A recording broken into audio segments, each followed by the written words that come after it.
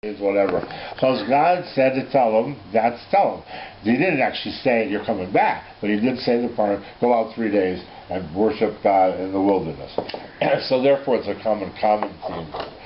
But why did they go in the first place? Why are they coming back? Why did they go? Because the Bris Ben Abasarim. The covenant between the parts with Abraham and Hashem back in chapter 15 of Lech Lecha said directly, God says, your descendants are going to be a stranger in a strange land and they'll be enslaved to them 400 years.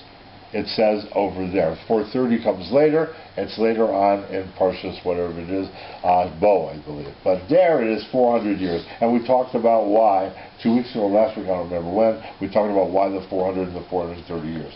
But they had to be there, and this is going to be a happenstance. It has to happen. God said it. Why they're going, why are they going? Because they have to be built up into a nation, into a people. It's not enough to have a disparate group of people.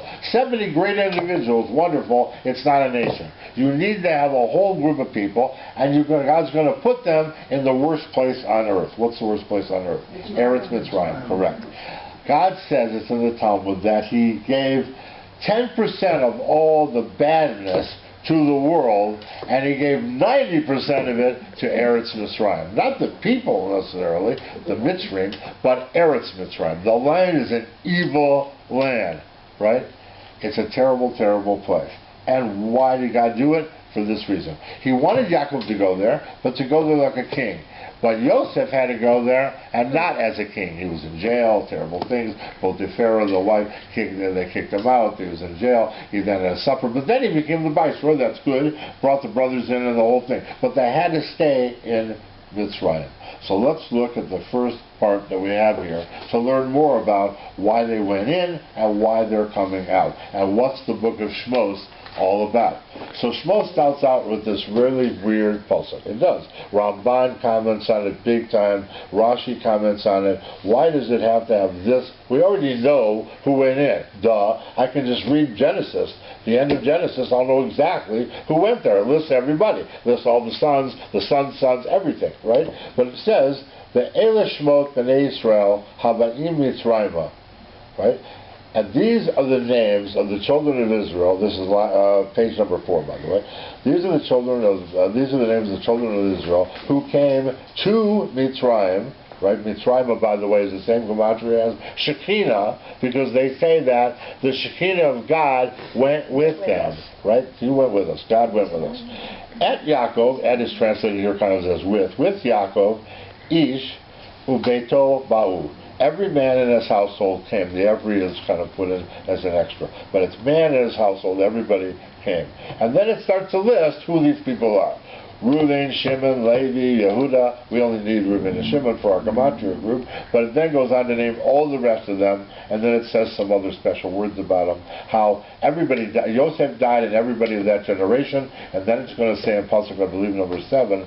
But the children of Israel grew mighty and strong. Right? Ma'od. That's what's going to say in line 7, which we're going to get on our page. So we have a gematria group here of how many words? So we have 9 bold words. Habaim Mitzrayma at Yaakov Ish Ubeito Ba'u, and the next line, Reuven Shimon.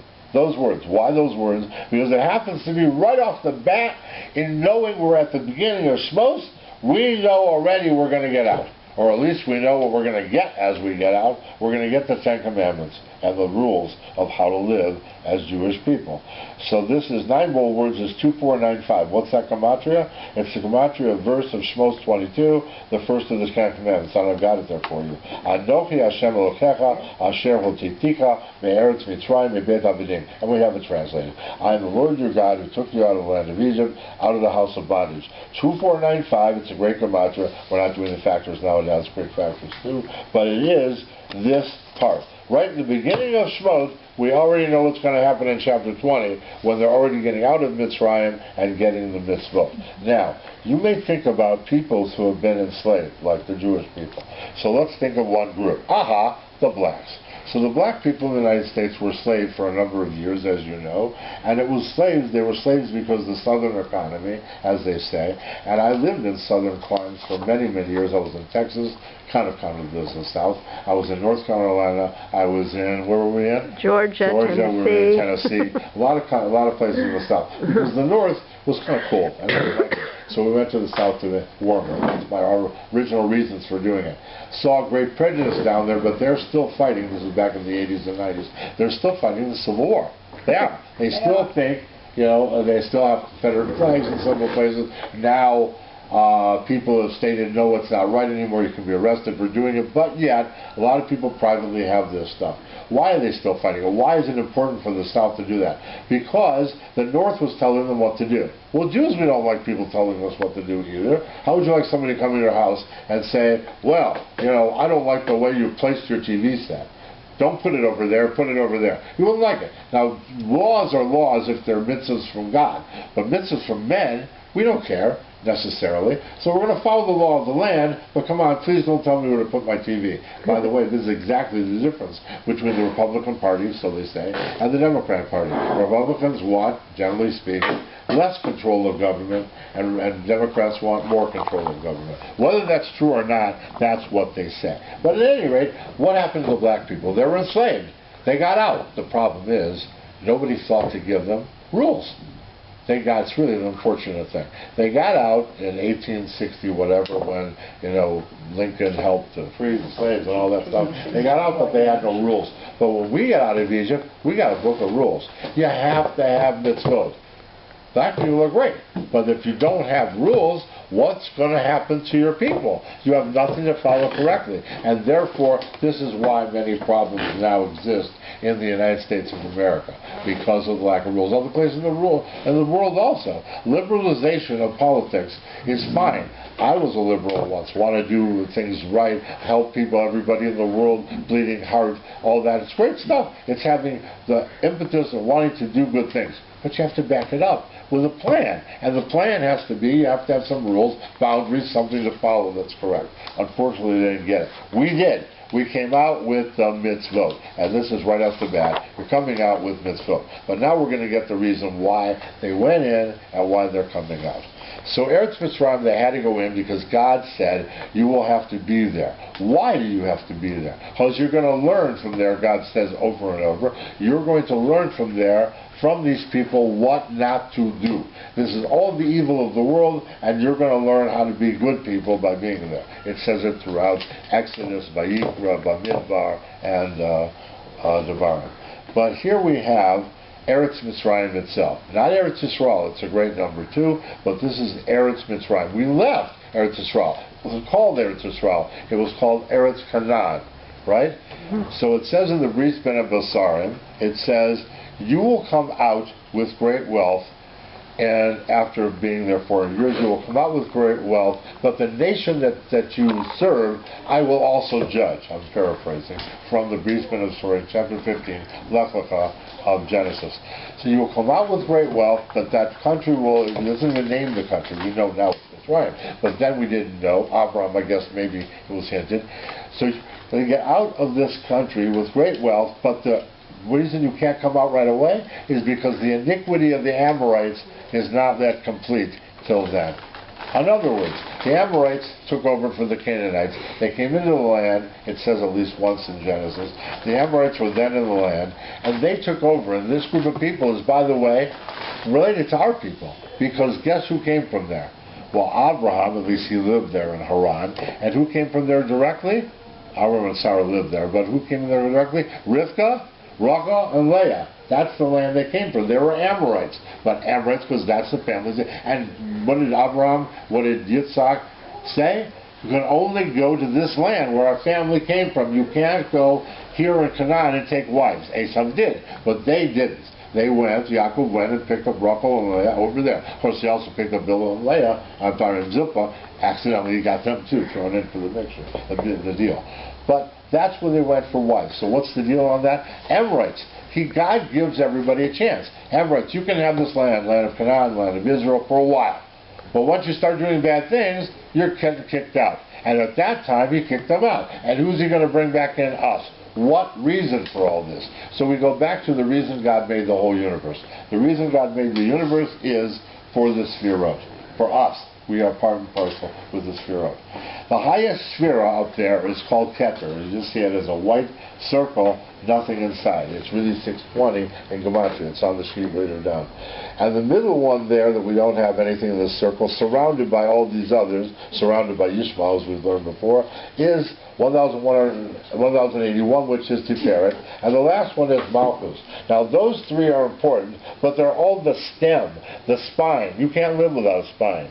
Right? In fact, if a person has no spine, they're called spineless, right? Like they're like a worm. They have no spine, right? So therefore, these are important, very important players. All the rest are not on that main stem. But there's one in this darkened circle things, which I did keep on the main stem. That's the 80. That's Yosef's level. Because as you know, at the end of last Parsha, Yosef died and was buried in a coffin in Egypt, not in Borough Park, and he wasn't buried in Eretz Yisrael, Eretz Canaan, or the Amorites. He was buried in Egypt. So the thing to do would be, let's get Yosef out. And we will get Yosef out when? In Bishalach, Moshe's tasked with what? You're getting out now. You're already marching in Bo. Where do you have to go? What do you have to do? You have to bring up the bones of Yosef with you. Not live, but he's dead, and he made you promise. He made the Klal Yisrael promise that he would take up his bones. It was also embalmed. I'm sorry? It said it was embalmed as well. It was embalmed, correct. That's what it says. It was embalmed and buried in a coffin. That's the last pasuk of Parshas Vayehi, last week, Parsha, and whatever pasuk 36, I think. At any rate, so yes, embalmed. But he's there. Point important for us is he's there. Yosef is in Egypt, and this week we're still talking about Yosef, and the king arose who didn't know him.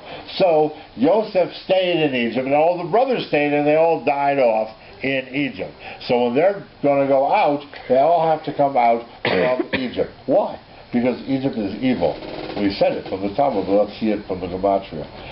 Eretz Yisrael Gematria is 671. It turns out not the fact of being evil. We know it's evil from the Talmud. But here we know all of these Sphirot, 7 of them, except for the main diagonal and except for Yosef, those 7, 6 on the side and then the 1 Yosef in the middle part of the spine, is 671. What's that equal to? It says on the top, Eretz Mitzrayim. This land is all those Sphirot names together. Now, why would names do something bad? A lot of times there's something bad. In fact, there are more times bad than good in the Sphirot. Not that Sphirot are bad, but they have klipot over them. They have the lights of God, but they have to make everything, but they also have klipot preventing light from coming out or coming in, right, to those Sphirot. Now, so Egypt is evil, and Egypt has these 7 Sphirot. And notice that one of them is Yosef. So Yosef has been entrapped in the evil of what? Eretz Mitzrayim. We got to get him out. So let's see if he's not out, what do we got? We got the 3 good ones so far. We got the Keter, the top one, the middle one Tiferet, and the bottom one Malchus. I didn't name them here. But they add you 620, 1081, 496. That's their Gematria. 2197. What is it equal to? 13 times 13 times 13. Is that a great number? 13 is great. Last week we had Friday the 13th. For the non-Jews, they don't like 13. We love 13. 13 is Ava, love. 13 is Achad, 1. God is 1. We say that all the time. That's our mantra. We say, God is 1. He is 1. His name is 1. All that great stuff. He's 1. We need oneness. We need kingship. Oneness. God is king. So that's what these 3 are. And people-wise, Keter is too aloof to match a person. The Keter is like God's crown, right? Not God, but it's his crown. But then we've got Tiferet that matches somebody. We said it before. Yaakov.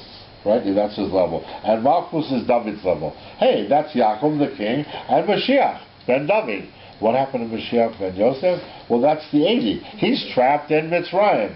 We need to get him out. What if we do get him out? Then we'll have him with the main diagonal, main spine, main stem, right?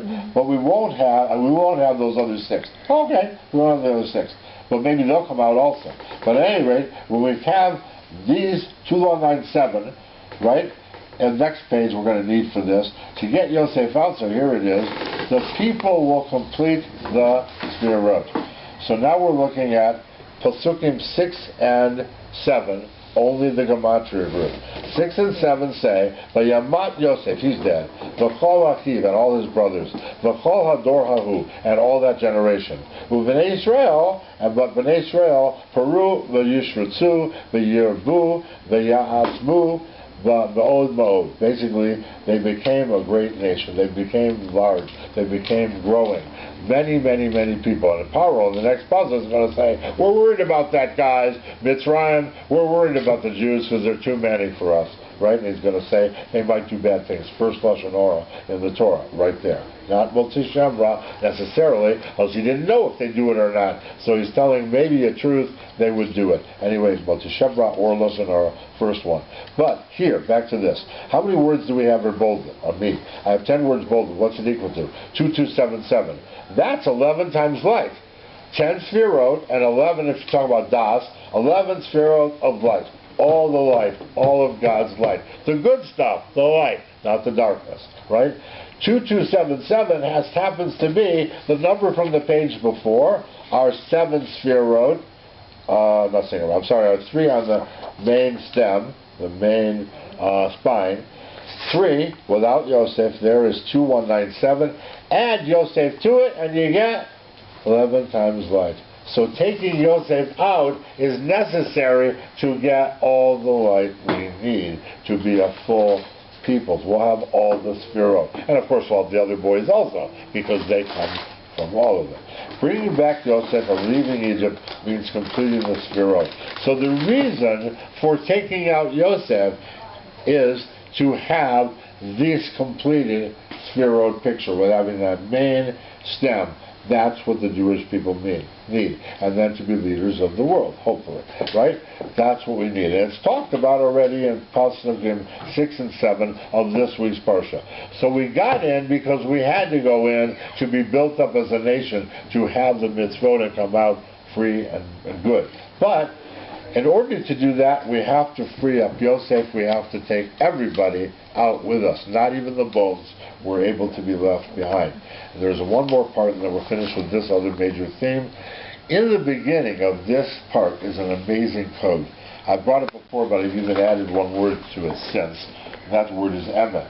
So I call this, let there be a nation to come, and then the word truth. This is the truth.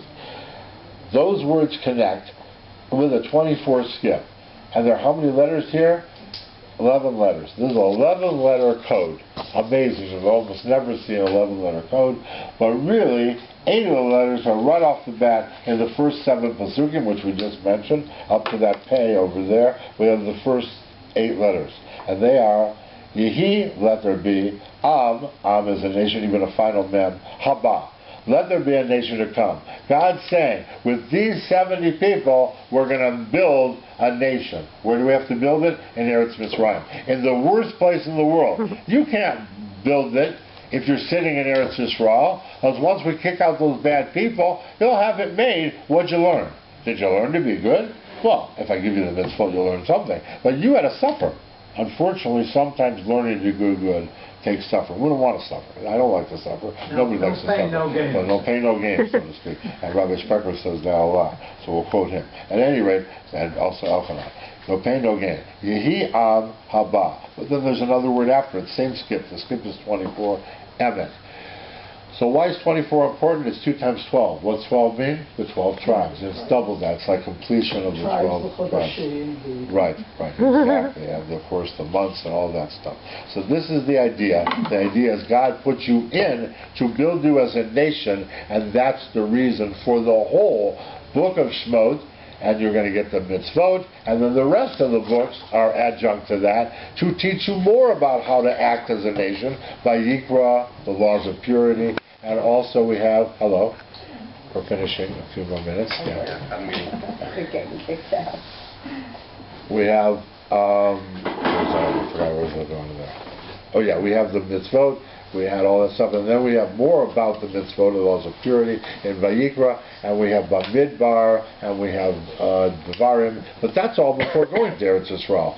They never stepped foot in the land at the end of Devarim. They're still waiting to get into Eretz Yisrael. And Moshe never even gets in. Unfortunately, Joshua, of course, does and leads the people in. But the people have all the tools now as a nation, not just as a disparate group of 70 people. So now let's see some of the